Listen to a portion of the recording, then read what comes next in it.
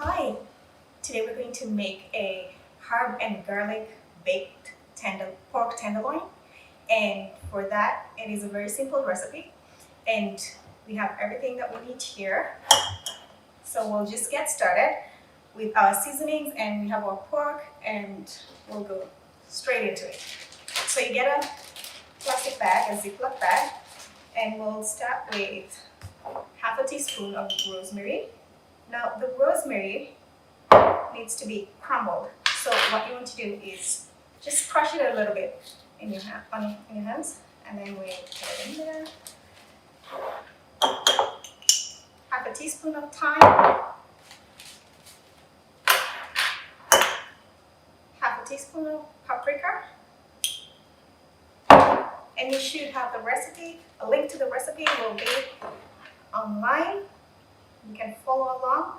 Half a teaspoon of black pepper. There we go. And oil. 1 tablespoon of oil.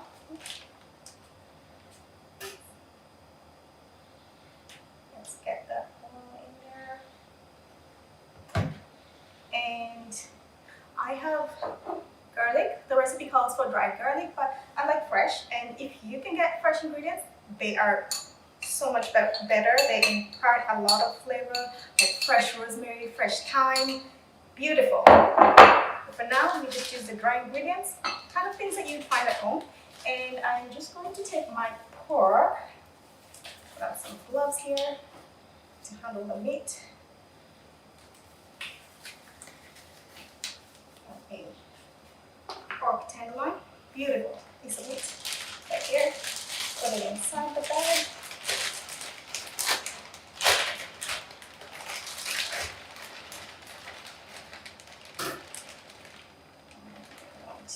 So you want to squeeze in all the seasonings. Put in all the seasonings there, rub it all together. Make sure you get every corner fully seasoned.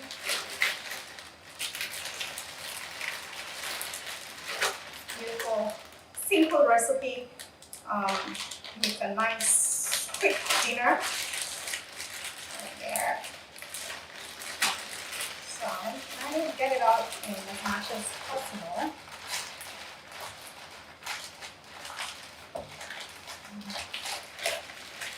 There we go. Okay. And once that's in, we'll put it in a baking pan, and this should be baked at 35 to 40 minutes at an oven of about 425 degrees, so pretty hot oven. So that should be good. Here. So you want to get the pork out of the bag, and I will just put up my pan right here. I lightly coated it just so the pork does not stick. And you want to put it in there.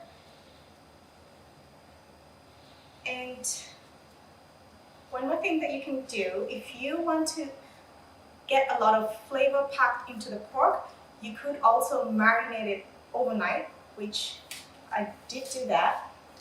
One moment, let's change those gloves. So I have another piece of tenderloin that was marinated 24 hours before. Look at that. It's soaked in all the seasonings, and this is going to be wonderful. Okay, so let's get that in.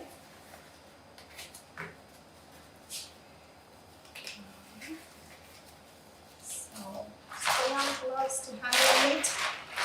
And there we go. Look at that. It's neat. So let's just put it in there. Now this. So if you do have time, you really want to do this beforehand, just to get the seasonings to blend in. If not 24 hours, at least an hour. Put it in the fridge to chill and soak in all the flavors. And I had my oven preheating to 425, and we will put it in. After about 35-40 minutes, we'll check on it, and that should be ready by then. So our baked pork tenderloin is done, and look at that, it looks really good.